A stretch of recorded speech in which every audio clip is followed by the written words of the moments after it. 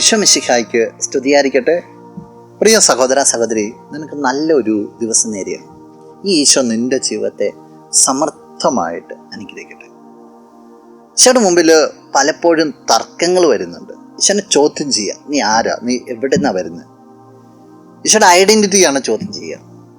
അപ്പോഴൊക്കെ ഈശോ പറയുന്നുണ്ട്, ഞാൻ പിതാവിൻ്റെ അടുത്ത് നിന്ന് വരുന്നത്, പിതാവിൻ്റെ ഇഷ്ടം നിറവേറ്റുവാനായിട്ട് വന്നിരിക്കുന്നത്, പിതാവ് എന്നെ അയച്ചാണ്. പക്ഷെ അത് വ്യത്യസ്തങ്ങളായ അഭിപ്രായങ്ങളിലേക്ക് പിന്നീട് പോവുക.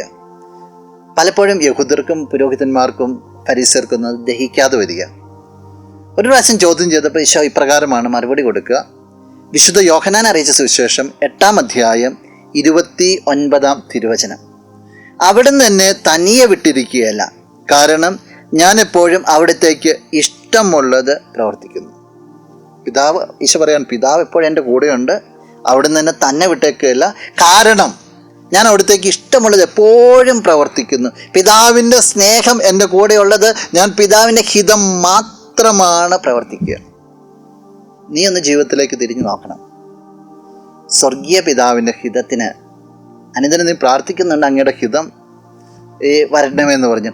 സ്വർഗപിതാവിൻ്റെ ഹിതത്തിന് നീ എത്രത്തോളം പ്രാധാന്യം കൊടുക്കുന്നുണ്ട്, എത്രത്തോളം നിൻ്റെ ജീവിതത്തെ ക്രിസ്തുവിലേക്ക് നീ തിരിക്കുന്നുണ്ട്, ദൈവപിതാവിൻ്റെ ഹിതം ജീവിതത്തിലേക്ക് എത്രത്തോളം നീ കൂട്ടിക്കൊണ്ടുവരുന്നുണ്ട്.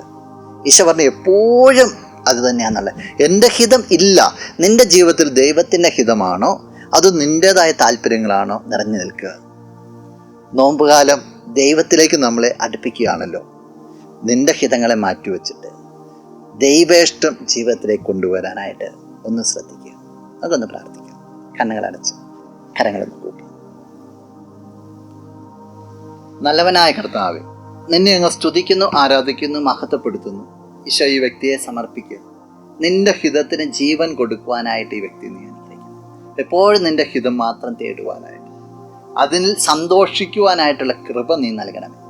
ഈ ദിവസത്തിന് വേണ്ടത് എല്ലാ അനുഗ്രഹങ്ങളും നൽകണമേ, ഇപ്പോഴും എപ്പോഴും എന്നേക്കും. ആമേൻ. ആരാധിച്ചിടാ